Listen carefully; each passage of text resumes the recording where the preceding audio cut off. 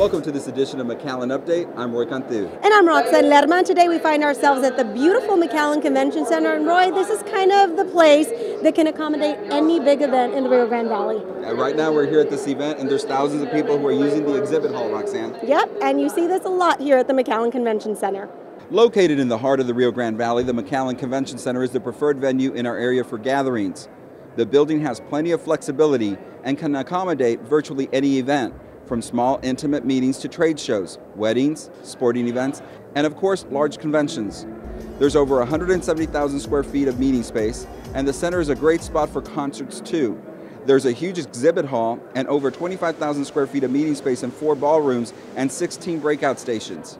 For more information about booking an event at the spacious convention center, simply visit McAllenConventionCenter.net. In other news around McAllen, the McAllen Police Department released their crime report for 2013. Roxanne Lerma has more with the story.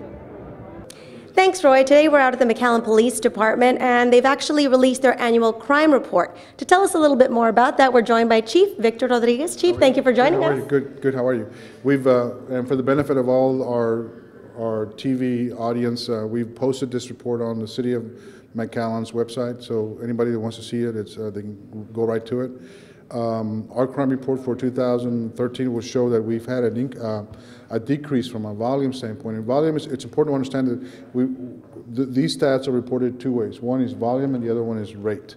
So if you don't know the difference, what's the difference? The volume comparison is a numbers to numbers comparison. In other words, in 2013 we had 5,595 offenses versus 2012, 5,631 offenses. So we had a decrease, and therefore a volume decrease of 0.6, which is a half a percentage point more or less.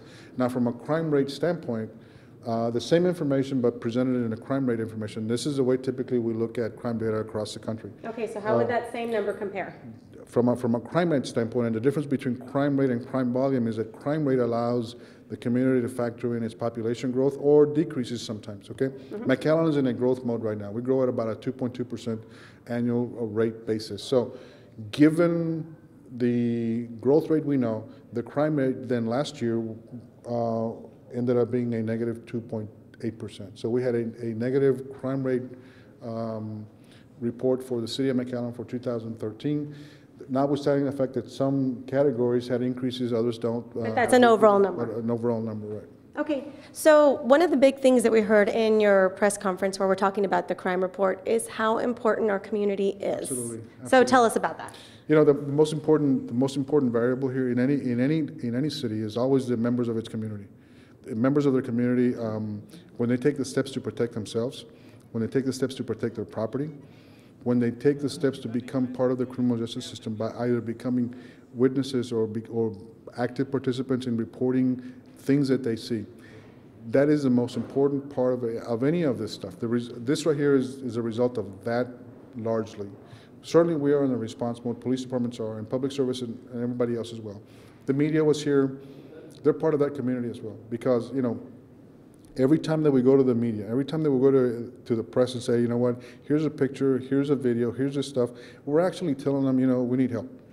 And through them, very oftentimes, we succeed in clearing cases. So all of these members of the community, us included, press included, and the number one factor are our citizens and certainly our employees of the McAllen Police Department, all our police officers, our dispatchers, and everybody that works here.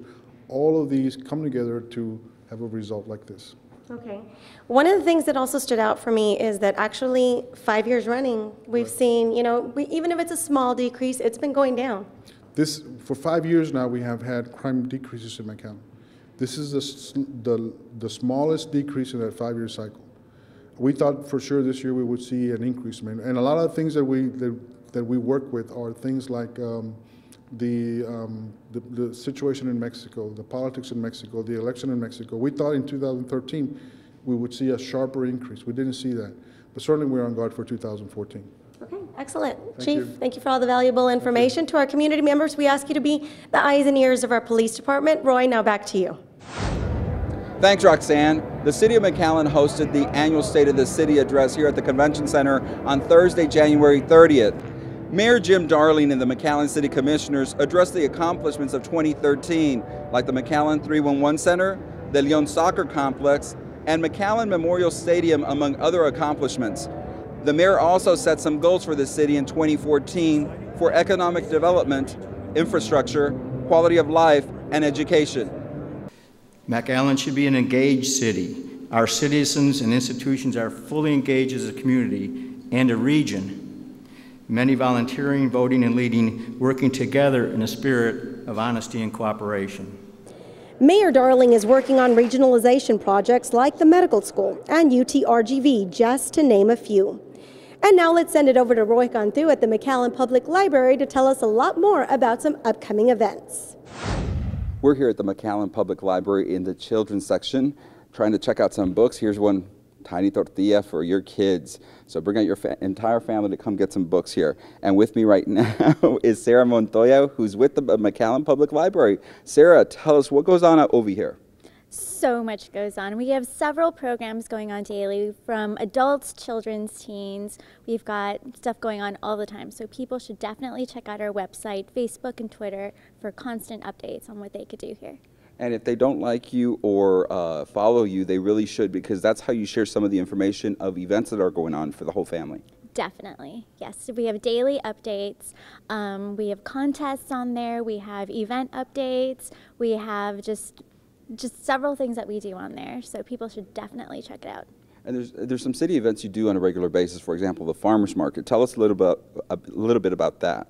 Well, the farmers market goes on every Saturday from 10 a.m. to 1 p.m. and it's local community coming together to provide organic food, fruits, meats, eggs, honey, soaps, handmade soaps even, for the public. You know, McAllen was named one of the cities with the highest obesity rate in the United States, and the library sees a need to get organic, healthy food to the community, so this is one way to do that.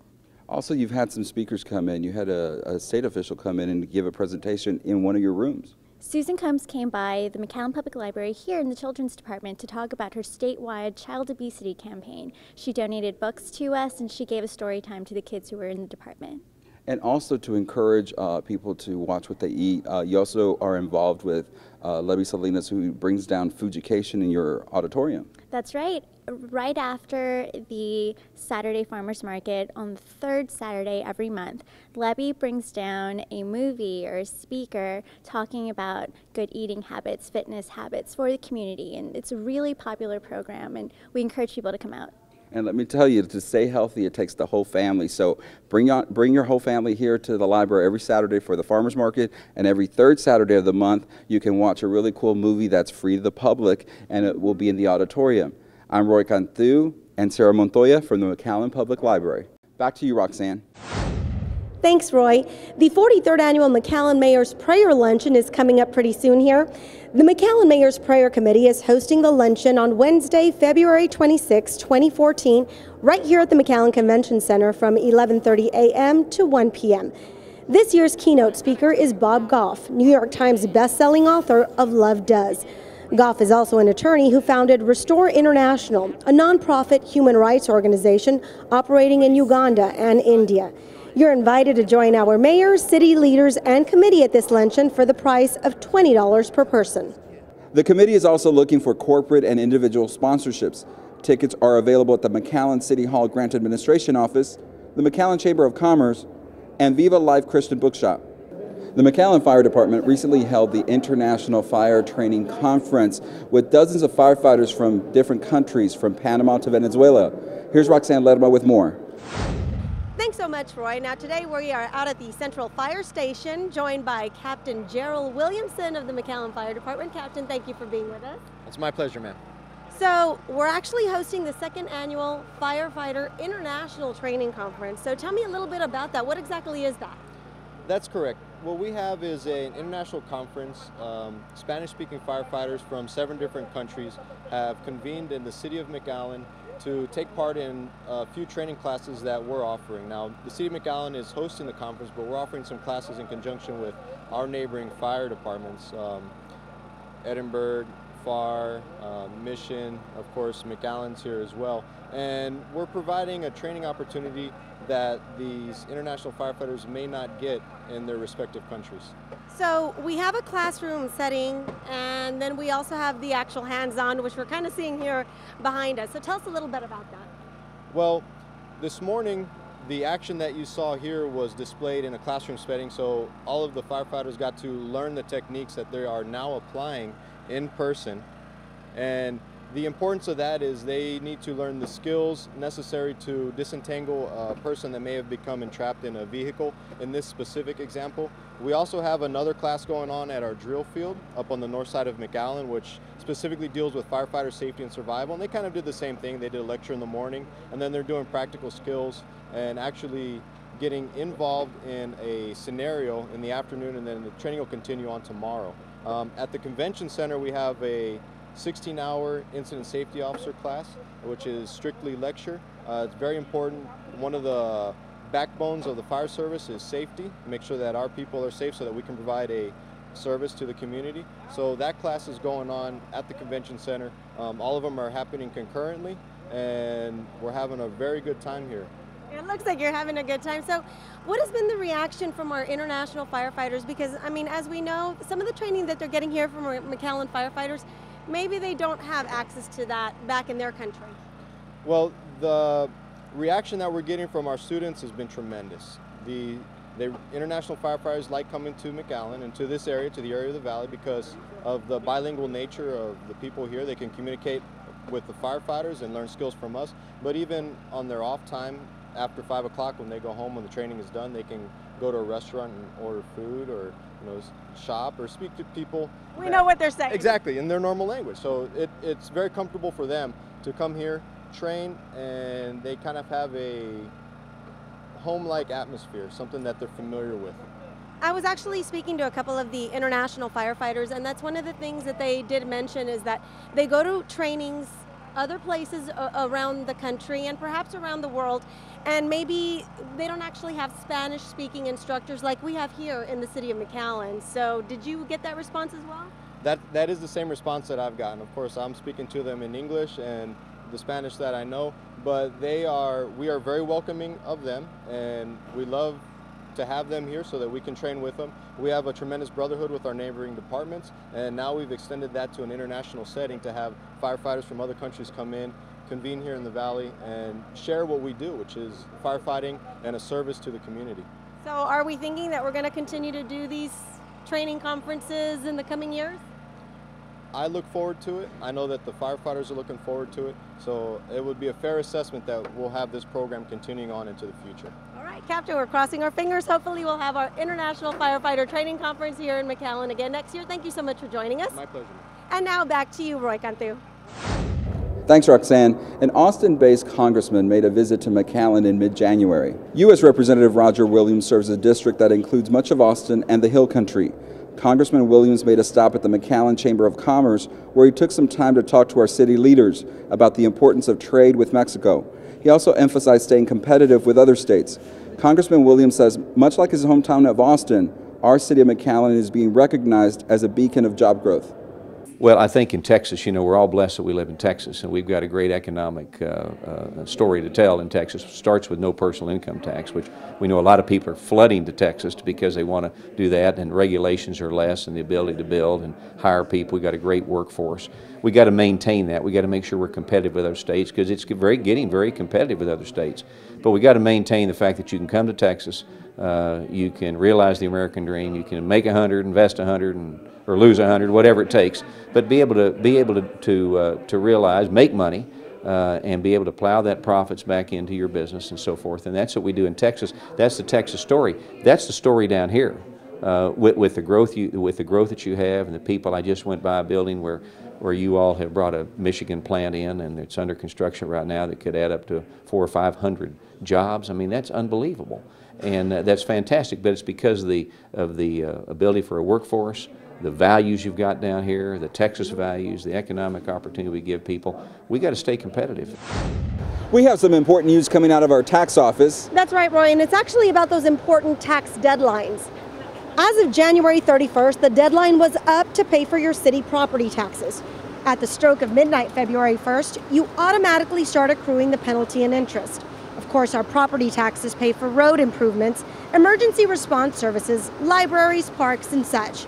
But state law does provide for a variety of exemptions from property taxes for property owners that qualify for an exemption. We have our elderly that can qualify for over 65 exemptions. They also can qualify for their freeze. And in this case, their taxes just stay the same once their taxes freeze, unless they make an addition to their property, an improvement to their property, then their taxes might change. But if that happens, then they can come here with us and we can find out why the tax has changed.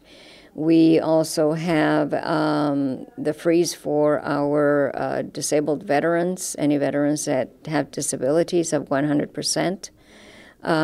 There's also a disability or an exemption for our disabled citizens that are disabled due to an illness. And an important note for you folks, the City of McAllen Tax Office is now back at their old headquarters. After a brief stint at the old McAllen Police Department, they're once again housed at the new Development Services Center, and that is located at 311 North 15th Street.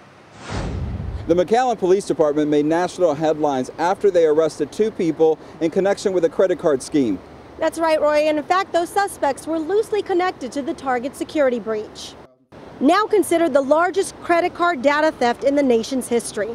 McAllen Police Chief Victor Rodriguez hosted a press conference to announce the arrest of the couple allegedly involved in the scam. Mary Carmen Garcia Vaquera and Daniel Guardiola Dominguez of Monterrey were arrested January 19th at Anzalduas Bridge when they tried to cross into the United States. Officials say these suspects were carrying over 100 fraudulent credit cards strapped to their bodies when they were taken into custody. McAllen police say the pair didn't participate in the actual hacking of Target customer information, but rather that they were able to get a hold of the victim's bank information, and then they cloned cards with the compromised data. All of the victims involved in this scam were from South Texas.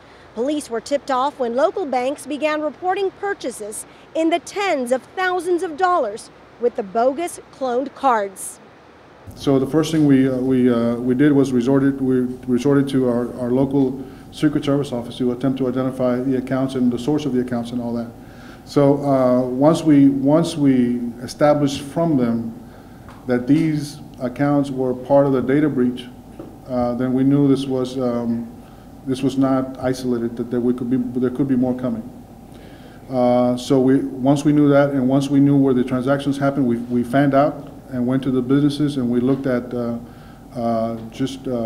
miles of video, if you will, and we were able to identify a set of persons and a particular vehicle that we thought we may be involved in a situation. So once we did that, then we worked. We knew it was a Mexican vehicle, so then we worked with ICE to try to see, by virtue of their databases, see when they could tell us if the vehicle crossed, when it crossed, and who was in the vehicle. And by that, now we identified the people in the vehicle. We went back to the video of the same people.